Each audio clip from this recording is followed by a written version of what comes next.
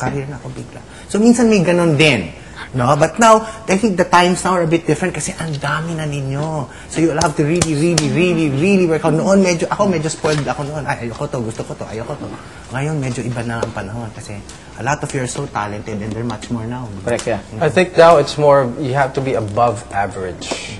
I mean, kasi may set tayo ng standard now. You can go sa may karaoke and then you'll see these people na akala mo simple-simple pero pag hinawakan na yung mic Ang gagaling. Gagaling pala ng boses eh.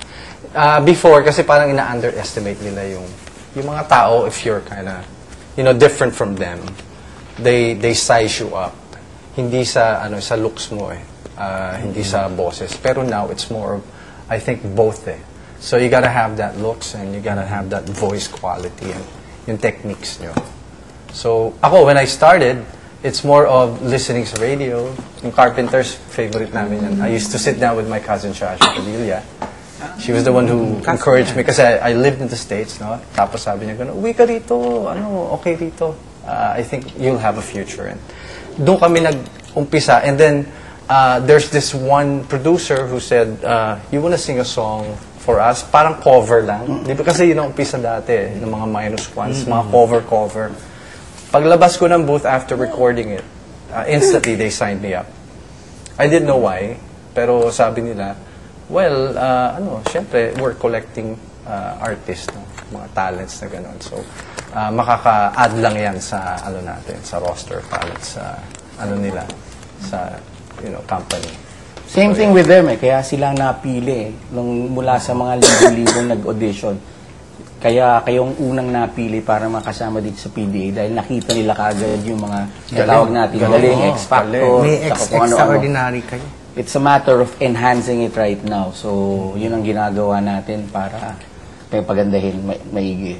Like any other contest, no? Lahat naman panalo kayo. Para sa amin, lahat kayo panalo kasi may sarili-sarili kayo mga qualities eh.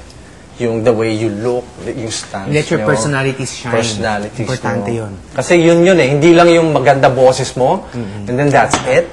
You don't communicate sa mga tao. Parang feeling nila, hindi ba, no? Parang, at least you gotta be, at least medyo outgoing ka. I'm sure all of you noticed, minsan may mga singers na nagtataka kayo na, hindi naman ito masyadong magaling, pero bakit sikat? Because may personality, may X-factor. Diba? And especially the Pinoys, mahilig sa personality-oriented ng mga Pinoys. Diba? Like, Ronnie's funny, yung mga ganon. Ako, baladir ako. But you have to have something different that will make you different. And that will make you stand out. To be makita. Yeah. Very important. That's good one. attitude. That's attitude one. spells success. Always remember that. You can be pinaka-talented, pero kung attitude mo masama, wala rin.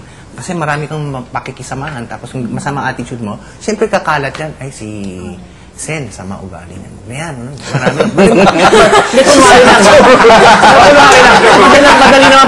Madali na kayong palitan ngayon kasi ang dami-dami na ninyo. Hindi katulad namin nung time namin, hindi masyado kaming marami. So what were your problems then po na hindi na na-experience now? Meron ba? Problema in what way? Problema po niya sa industriya kasi the industry we're in now is different, far different from the industry you were in Correct. then. Yeah. What's the difference? If you're talking of like our industry before, so you're talking of years back. And what's the difference with the industry now? Okay. Kukunti lang kami dati, pero siyempre, it's a good thing na napili ring maigi yung mga, siguro mas marami dati, sinasabi nga namin, mas kukunting artista na, tsaka aside from dati yung mga singers. Pagkatapos yung mga airplay namin, tumatagal talaga. So if you're talking of, kunyari, hindi magbabago yung airplay yata nung isang buong taon. Correct. So if you're talking of 1987, topping it for like isang buong taon na gano'n na constantly tinutugtog. Unlike ngayon, di ba, syempre, tutugtog ang banda. Siguro, mahaba na yung 2 linggo, 3 linggo sa on top of it. And then they get other bands or other artists na to fill up the space as number 1, di ba? Sa dami.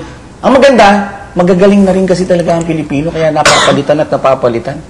Nakakatuwa, nag-evolve din different types of music. Alam mo, in our case with Randy, imagine si Martin, Gary, Randy, Ku, Shasha, Paps, Louie, we were all in just one recording company, Vicor.